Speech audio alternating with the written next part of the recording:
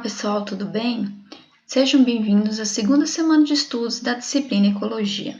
Nesta aula serão abordados os temas fluxo de energia nos ecossistemas, cadeias e teias alimentares e pirâmides ecológicas. Como nós vimos nas aulas anteriores, os organismos autotróficos são aqueles que conseguem produzir matéria orgânica a partir de substâncias inorgânicas. Os fotoautotrófos, como é o caso das plantas, utilizam a energia da luz para construir açúcares a partir do dióxido de carbono. Essa energia é armazenada nas ligações químicas das moléculas que são utilizadas como combustível e material para a construção dos tecidos das plantas. A energia armazenada nas moléculas orgânicas pode ser passada para outros organismos no ecossistema quando esses organismos se alimentam de plantas ou comem outros organismos que anteriormente tenham se alimentado de plantas. Desta forma, todos os consumidores, ou heterótrofos, incluindo herbívoros, onívoros, carnívoros, decompositores e detritívoros, dependem dos produtores, do ecossistema para obter energia.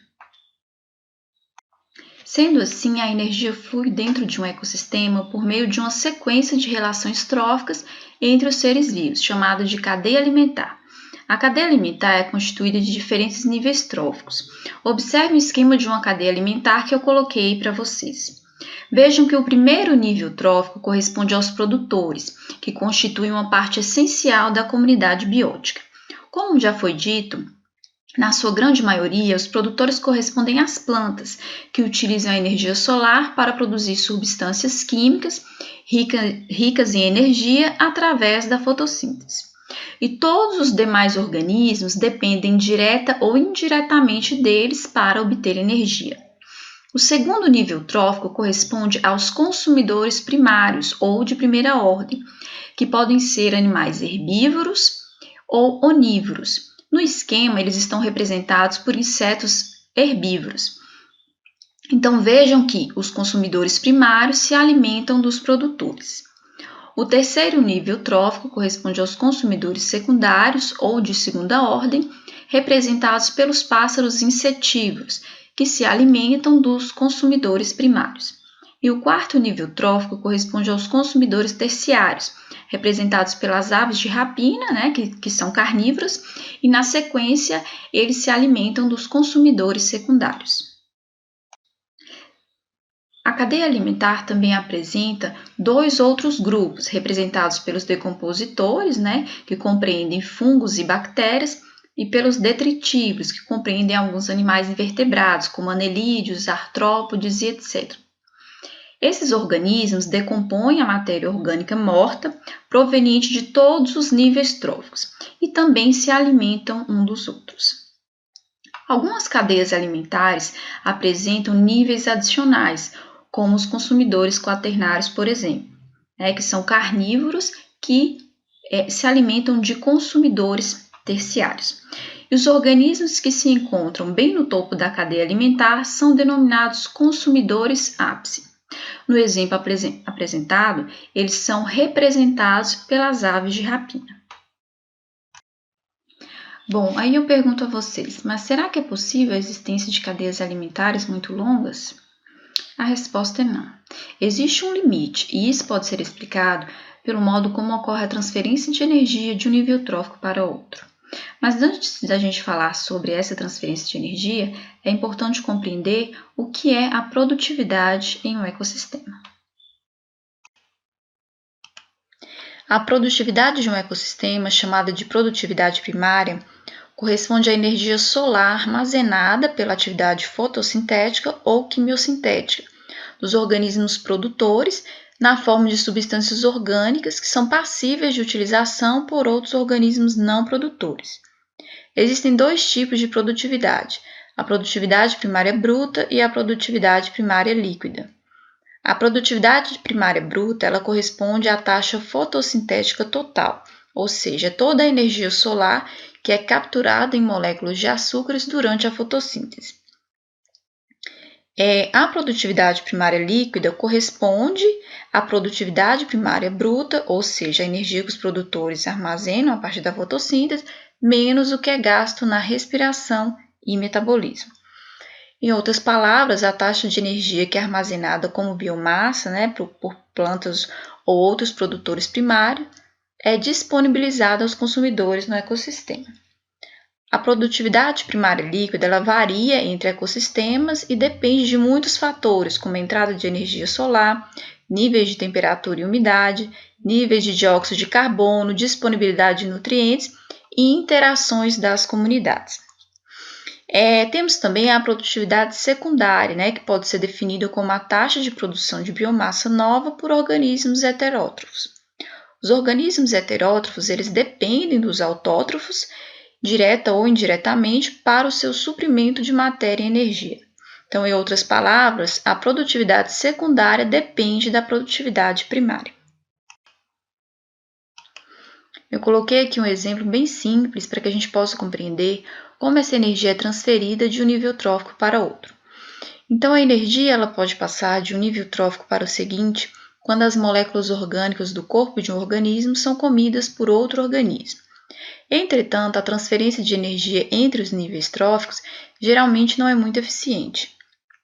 Observem que os organismos produtores, representados pelas plantas, produziram cerca de 10.000 quilocalorias, correspondendo à produtividade primária bruta, ou seja, a energia que os produtores armazenaram a partir da fotossíntese. Lembrando, gente, que quilocalorias é a unidade de medida utilizada para determinar a quantidade de energia. Porém, as plantas utilizam parte dessa energia para a respiração celular, metabolismo, para o crescimento e também para a construção de seus tecidos. Então, quando os consumidores primários, que são representados no esquema pelos coelhos, se alimentarem dos produtores, eles não irão adquirir essas 10.000 quilocalorias. A parte de energia que estará disponível para os coelhos será somente a parte que foi incorporada pelas plantas, ou seja, 1.000 quilocalorias, que corresponde à produtividade primária líquida. Observe que, em média, apenas 10% da energia armazenada como biomassa em um nível trófico, por exemplo, aí os produtores, será armazenada como biomassa no próximo nível trófico, por exemplo, os consumidores primários. Então, na sequência, o coelho se alimenta da planta e uma parte da energia é armazenada. A outra parte é utilizada para a realização das suas necessidades, como respiração, crescimento, reprodução, entre outras. Então, quando os consumidores secundários, representados no esquema pelas serpentes, se alimentam dos coelhos, eles irão adquirir somente 100 quilocalorias. As serpentes, por sua vez, também armazenam uma parte da energia adquirida e perde outra parte por meio das suas necessidades metabólicas e fisiológicas. Sendo assim, os consumidores terciários, representados no esquema pelas águias, ao se alimentarem das serpentes, só irão adquirir 10 quilocalorias. Por fim, os organismos mortos, e também as fezes desses organismos, se tornam alimento para os decompositores e detritivos. Então, é importante compreender que a transferência de energia em um ecossistema é unidirecional e que a energia disponível ela decresce de um nível trófico para o outro, devido às perdas em forma de calor. Por isso, a existência de cadeias alimentares muito longas é totalmente inviável. Agora, observe esse diagrama que eu coloquei para vocês. Ele representa todas as relações tróficas existentes entre as espécies componentes de uma comunidade hipotética. Esse diagrama recebe o nome de teia alimentar, que consiste em várias cadeias alimentares interligadas. A análise das teias alimentares é útil, por exemplo, quando reconhecemos que nem todos os produtores são consumidos por todos os herbívoros da comunidade. Observem que na teia alimentar apresentada, existem 4 tipos de produtores e que a maioria dos insetos herbívoros se alimentam de pelo menos 2 tipos desses produtores. exceto o inseto herbívoro 5, que só se alimenta de um tipo de produtor, no caso, a planta 2. Permite compreender também que um mesmo organismo pode fazer parte de níveis tróficos diferentes. Observe, por exemplo, que o pássaro insetívoro 1, na cadeia alimentar que eu destaquei para vocês em azul, é consumidor secundário. E na outra cadeia alimentar, destacada em vermelho, ele é consumidor terciário. É fundamental ressaltar que as teias alimentares são muito importantes, pois descrevem as relações funcionais entre as espécies de uma determinada comunidade, enfatizando as conexões entre as populações. Uma forma de apresentar a estrutura e a quantidade de energia nos diferentes níveis tróficos nos ecossistemas é a utilização de pirâmides ecológicas. Neste primeiro exemplo, nós temos uma pirâmide de energia que representa graficamente as taxas de fluxo energético entre os níveis tróficos. Como foi visto anteriormente, o fluxo de energia através de cada nível trófico sempre deve diminuir conforme o nível trófico aumenta. Portanto, a pirâmide de energia nunca pode estar invertida. Analisando as pirâmides de energia, percebemos que a produtividade dos herbívoros é invariavelmente menor do que a produtividade das plantas das quais estes se alimentam. Como nós já vimos, cada organismo de cada nível trófico consome boa parte da sua energia disponível em suas próprias atividades metabólicas, reduzindo a quantidade de energia disponível para os níveis tróficos superiores. Este comportamento da energia determina muitas das propriedades de um ecossistema, tais como o número total de níveis tróficos, como nós também já vimos, e a proporção de predadores e de presas. Outras representações de pirâmides ecológicas são a pirâmide de número de indivíduos e a pirâmide de biomassa. A pirâmide de número de indivíduos é composta pelo conjunto das densidades de indivíduos de cada nível trófico e são expressas por número por metro quadrado.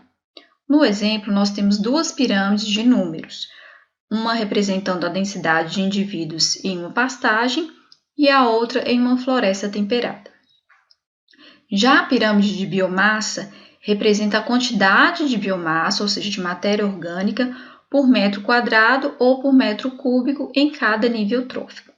Perceba que as pirâmides de número e de biomassa apresentam medidas instantâneas e não taxas, pois não apresentam dimensão temporal. Por isso, elas podem aparecer invertidas e, portanto, podem apresentar as densidades e ou biomassas mais baixas nos níveis tróficos inferiores. Uma pirâmide invertida de biomassa pode ser observada quando uma biomassa pequena de presas com alta taxa de renovação suporta uma biomassa maior de predadores com taxa de renovação mais lenta. Este tipo de pirâmide é comumente encontrado em ecossistemas aquáticos, nos quais os produtores primários, que são os fitoplânctons, são pequenos e se dividem com rapidez, enquanto os consumidores primários, que são os zooplânctons, são maiores e de vida mais longa. Então, é importante compreender que as pirâmides ecológicas são representações esquemáticas das transferências de matéria e energia nos ecossistemas e que elas mostram as relações em termos quantitativos entre os diferentes níveis tróficos de uma cadeia alimentar. Bom, pessoal, eu encerro esta primeira parte da aula por aqui e fico aguardando vocês para que possamos dar continuidade aos estudos dos conteúdos no próximo vídeo. Olá, pessoal, tudo bem? Dando continuidade aos nossos estudos, nesta segunda parte da aula será abordado o tema ciclagem de nutrientes. Como já foi visto, a energia que entra no ecossistema não pode ser reciclada.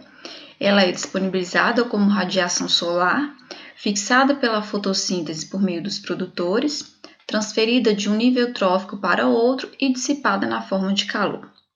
Por outro lado, os elementos químicos que compõem a biomassa dos organismos vivos, ou seja, a matéria orgânica, apenas mudam a forma das suas moléculas, né, devido à ação de decompositores e detritivos, e são disponibilizados novamente para os produtores, retroalimentando o sistema. Mas é importante compreender que nem todos os nutrientes liberados na decomposição são necessariamente usados novamente pelos produtores. A ciclagem de nutrientes nunca é perfeita. Parte dos nutrientes pode ser carreada para fora do sistema com a chuva e parte pode ser perdida para a atmosfera, como é o caso do nitrogênio e do enxofre, que possuem fases gasosas. Também existe a possibilidade de novas entradas de nutrientes, seja a partir de minerais dissolvidos na chuva ou derivados da rocha matriz. Na natureza, a matéria flui de forma circular por meio dos ciclos biogeoquímicos. Bio, porque os organismos vivos interagem no processo de síntese e decomposição da matéria orgânica. Geo, porque o meio terrestre é a fonte dos elementos químicos, né, como no caso de solos e rochas. E químico, porque são ciclos de elementos químicos. Existem dois grupos básicos de ciclos biogeoquímicos. Os do tipo gasoso, nos quais o principal reservatório de depósito está na atmosfera ou na hidrosfera, e o do tipo sedimentar, nos quais o principal reservatório de depósito está na litosfera. Começaremos falando sobre o ciclo hidrológico, que é um ciclo de compreensão bastante simples. Conforme mostra a figura, a principal fonte de água são os oceanos. A radiação solar ela faz com que a água evapore para a atmosfera e os ventos distribuem a água atmosférica pelo globo e a precipitação a traz de volta à superfície terrestre, onde a água ficará temporariamente estocada no solo, em lagos e na forma de gelo. As perdas a partir da superfície terrestre ocorrem devido à evaporação e transpiração, ou conforme a água flui a partir de reservatórios subterrâneos através de rios, geralmente retornando para o mar. Os maiores reservatórios de água são os oceanos, que compreendem 97,3% de toda a água no planeta, seguidos pelas calotas polares, e gelo retido em glaciares, que corresponde a 2,06%, reservatórios subterrâneos, 0,67%, e rios e lagos, que correspondem aí 0,01%. A proporção de água em trânsito é bastante reduzida, cerca de 0,08%, que corresponde basicamente à água de escoamento superficial e à água presente na atmosfera na forma de nuvens e vapor. Entretanto, esta pequena porcentagem desempenha um papel fundamental, pois supre os organismos vivos e a produtividade biológica terrestre, além de transportar muitos nutrientes. É importante ressaltar que o ciclo hidrológico pode ocorrer sem a presença dos organismos vivos, porém, estes podem modificar significativamente os movimentos da água.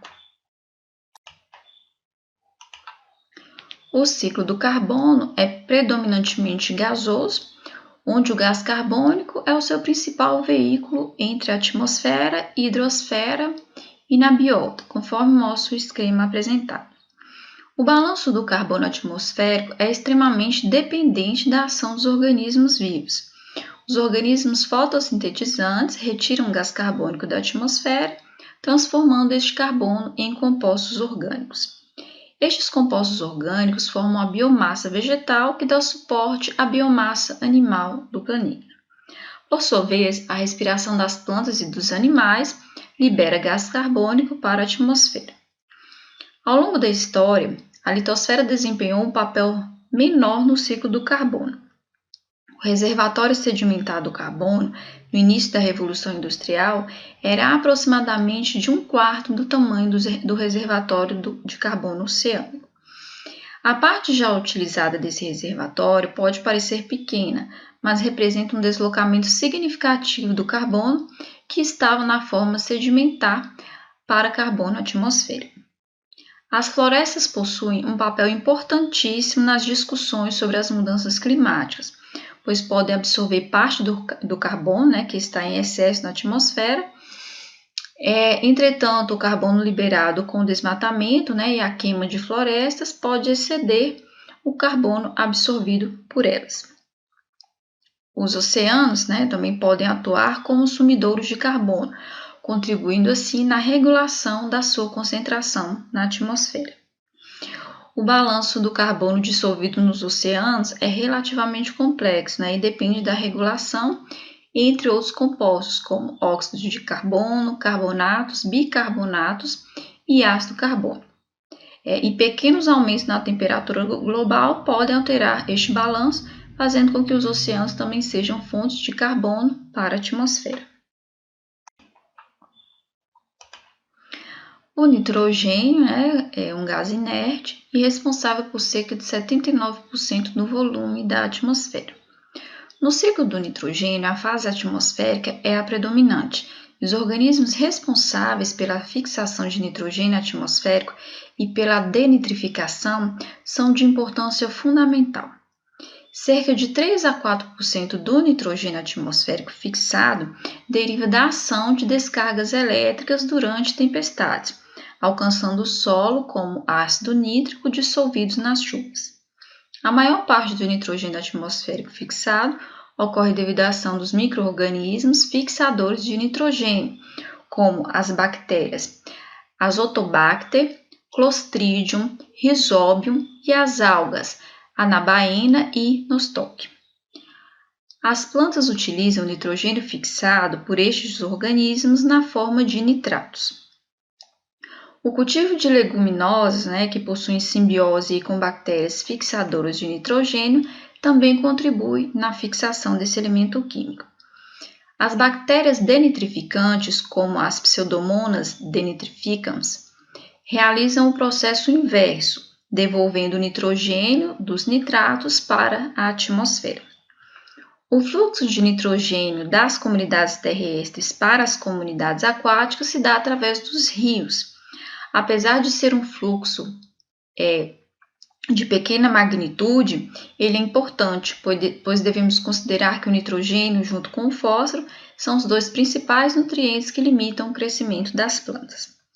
Algumas ações humanas, como desmatamento e a abertura de áreas com solo exposto, levam a um aumento substancial no fluxo de nitratos carreados pelos corpos d'água e nas perdas de óxido nitroso para a atmosfera. A produção de fertilizantes nitrogenados, como a ureia, também contribui com alterações na quantidade de nitrogênio nos corpos d'água.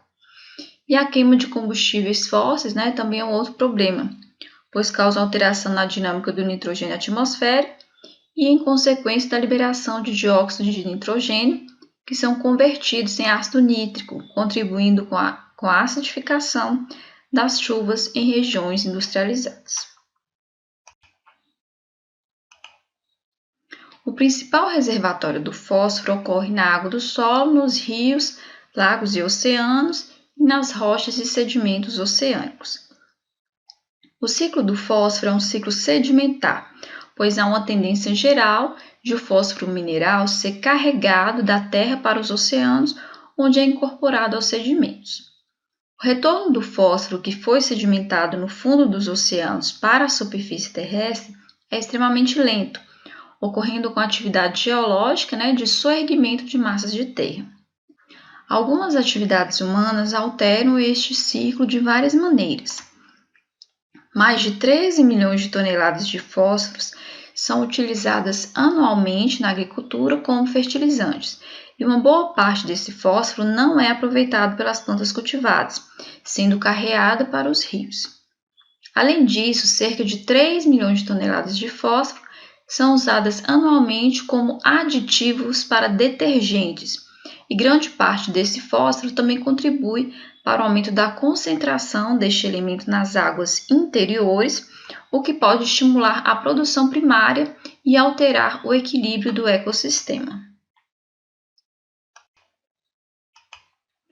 No ciclo do enxofre, o principal reservatório está no solo e nos sedimentos, e um reservatório menor ocorre na atmosfera.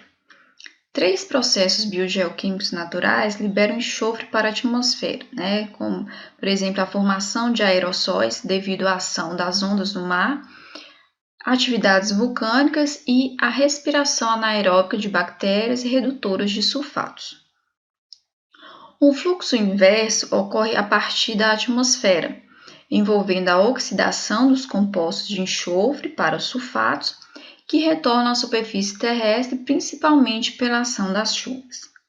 Cerca de 21 milhões de toneladas por ano retornam ao ambiente terrestre e 19 milhões de toneladas por ano retornam para os oceanos.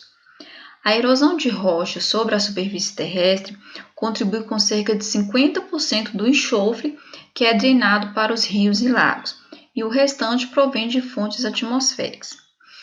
Ocorre também uma contínua incorporação de enxofre pelos sedimentos dos oceanos, principalmente através de processos abióticos que combinam o enxofre com o ferro.